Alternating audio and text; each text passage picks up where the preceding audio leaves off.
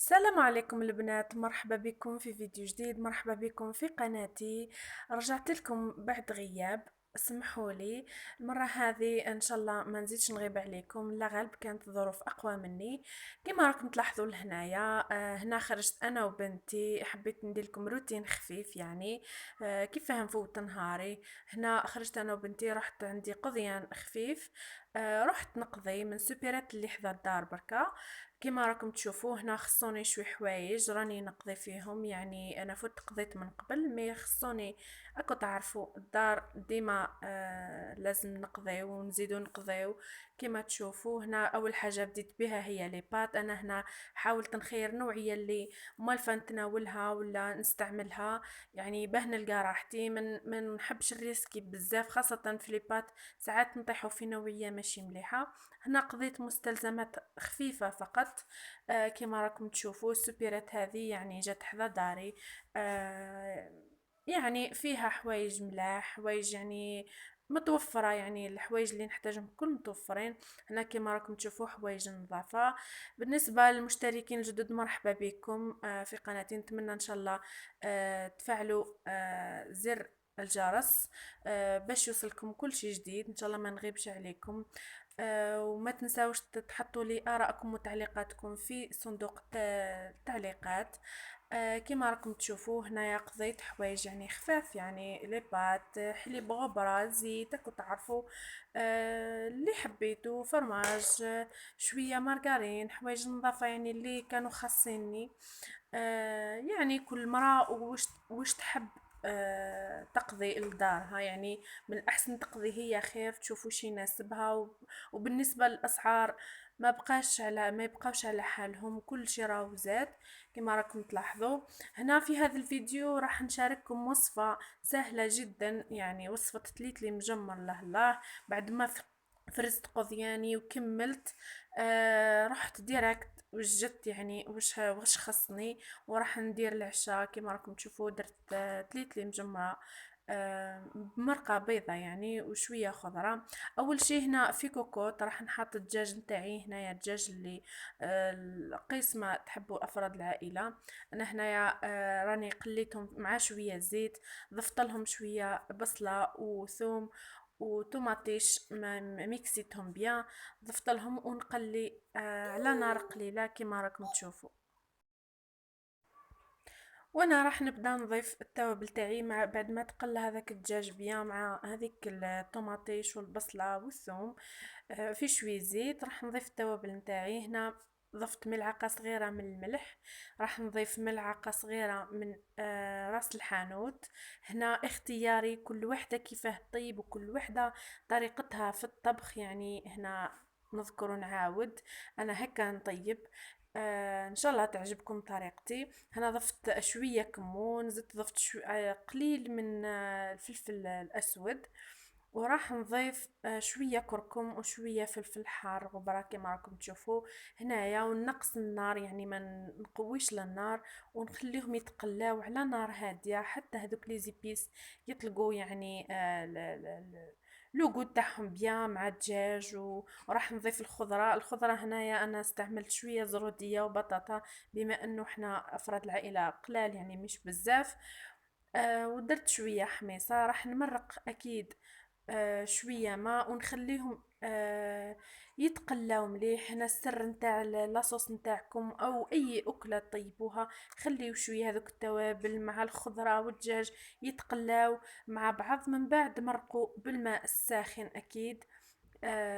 هنا لازم الماء سخون باش تبقى الخضره تاعكم آه تجي لاصوص تاعكم عفوا بنينه.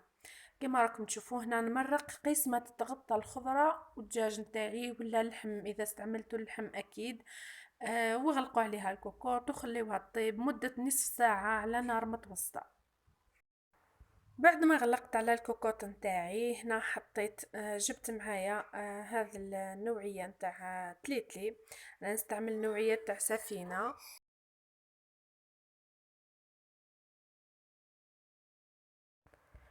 هنا راح نحمصها شوية في المقلاة كما راكم تشوفوا على نار هادية. راح ناخذ نصف الكمية اولا، من بعد راح نكمل كامل الكمية.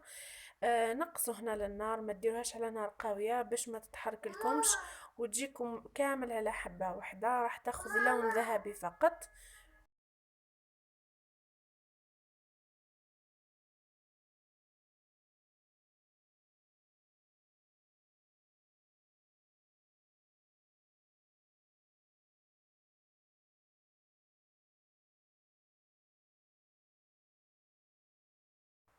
بعد ما نحمص كامل الكمية اللي عندي تأخذ لون ذهبي فقط كما راكم تشوفوا.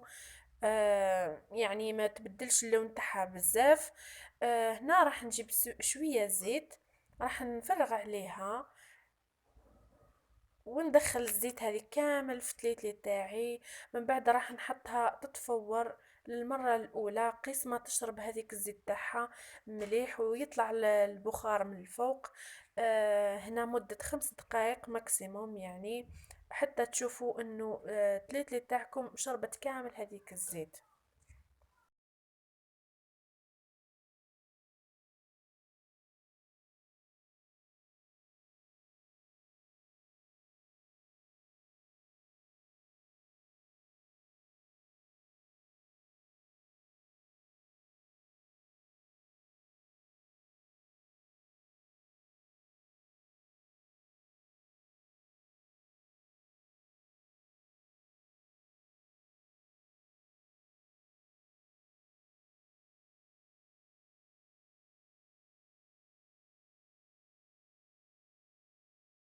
بعد ما تفورت التفويرة الأولى نحطها في قصعة كما راكم تشوفوا. هنا ننزعها كامل من هذاك الكسكاس. راح تلاحظوا انها شربت شوية هذيك الزيت نتاعها. من بعد راح نرشها هنا بالماء بارد، لازم يكون بارد. لو كان ديروها بالماء دافي ولا سخون هنا راح تولي لكم معجنة. ملاحظة، ديروها بالماء البارد. هنا نرشها قيس كأس فقط يعني مملوء. انا هنا عندي كاس كبير خلاص. هنايا ديروا قيس كاس فقط.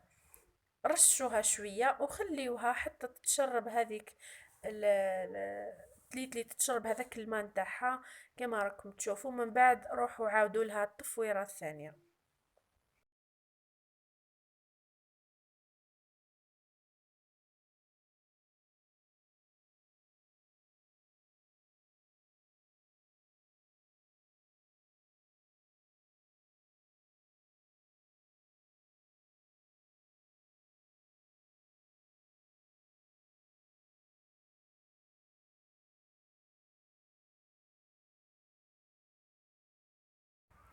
بعد ما تفورت التفويرة الثانية كما راكم تلاحظوا هنا راح تشوفوا باللي الحبات تاع الكيسي تاعكم بدات تتنفخ.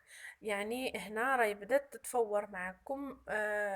نحطوها كما تشوفوا ونحاولوا نفتحوها مليح بالملعقة.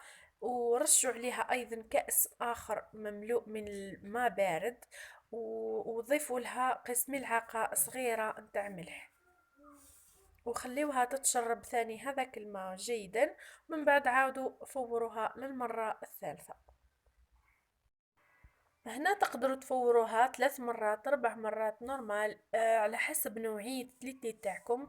المهم تكون راتبة وشربت الماء هذاك مليح. هنا ملاحظة حباباتي، راح نخلي لكم رابط قناة زميلة ليا نعرفها، ان شاء الله تدعموها وطلعوا لها قناتها. نخلي لكم رابط تاع قناتها في صندوق الوصف. اضغطوا على عنوان الفيديو راح تلقاو رابط القناة.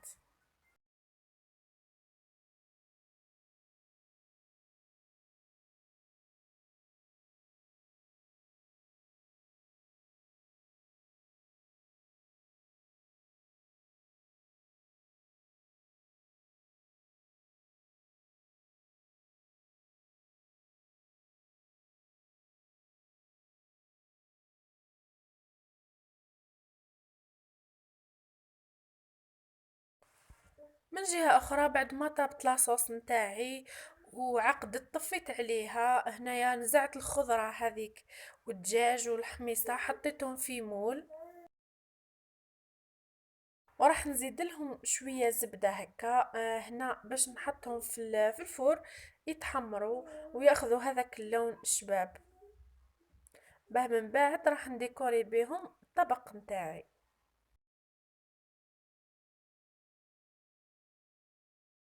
كيما راكم تشوفوا هنايا التليتلي تاعي راهو تفور كامل وجاني حبه على حبه. هنا حطيتهم في قدره اللي راح نجمر فيها التليتلي تاعي. انا ملاحظه كاين اللي جمرها في الفور وكاين اللي يستعمل الطريقه هذه. انا نفضل الطريقه هذه احسن. هنا حطيتها في قدره نشعل عليها النار راح نضيف لها هذيك لاصوص تكون عاقده كيما راكم تشوفوا اللون تاعها يشهي. هنا لاصوص تضيفوا قيس ما تتغطى التليتلي تاعكم فقط ما تضيفوش بزاف. وشعلوا على النار وخليوها على نار متوسطة تت... تتجمر في عقلها كما راكم تشوفوا. هنايا ضفت لها رشة من الكمون الأخضر راح يعطيها واحد المذاق هايل. على نار هادية كما نوصيكم وتتجمر في عقلها وراح تلاحظوا هذا الشيء. راح تجيني تليتي تاعي حبة على حبة مجمرة. الله الله.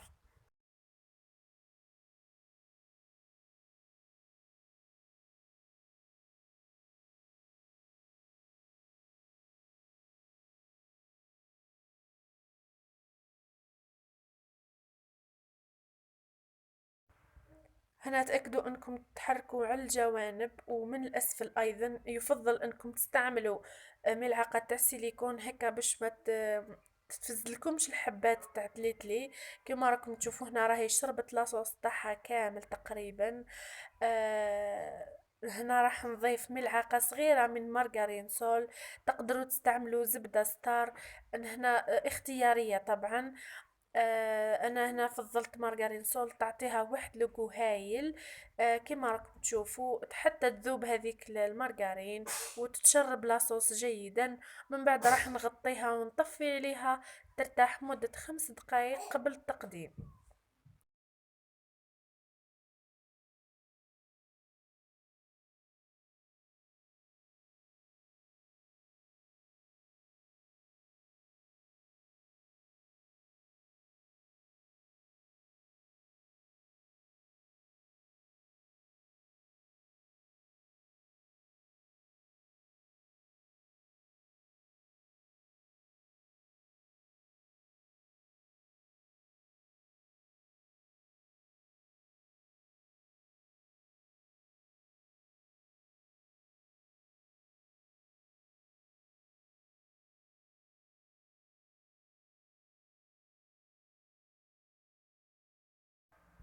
هنا راهي وجدت تليتلي تاعي كيما راكم تشوفوا جات تشهي وجات حبة على حبة ماهيش معجنة كيما راكم تلاحظوا. لون تاعها هايل خاصة بعد ما زدت لها الرشة هذيك تاع الكركم يعني تعطيها لون هايل. وايضا آه حمصنا هذيك تليتلي يعني جات روعة محمرة. الله الله وريحة تشهي. هنا راح نزينها بهذاك الدجاج اللي كنت حمرته في الفرن مع الخضرة والحميصة. هنايا كل واحد وطريقته كل واحد كيفاش يطيبها. كاين اللي يطيبها ايضا حمرة بصوص حمرة يعني. احنا جهة الشرق نطيبوها بيضة يعني أغلبيتنا طبعا. كما احنا هنا في ولاية خنشلة تقريبا كامل نطيبوها بيضة. وهذا هو الطبق نتاعي حباباتي كما راكم تشوفوا مزيان. الله الله يشهي شهيتكم في الجنة. ان شاء الله تجربوا الوصفة وتشاركوني تطبيقاتكم وتعطيوني آراءكم في التعليقات. ما تنساوش حباباتي جيم كومنتير وفعلوا زر الجرس باه تشوفوا كل شي جديد. بإذن الله نتلقاو في وصفة جديدة. وما تنساوش رابط القناة تاع زميلة ليا راهو في صندوق الوصف. ادخلوا اضغطوا على عنوان الفيديو راح تلقاو هذاك الرابط. شهيتكم في الجنة ان شاء الله نتلقاو في فيديو جديدة. بسلامة.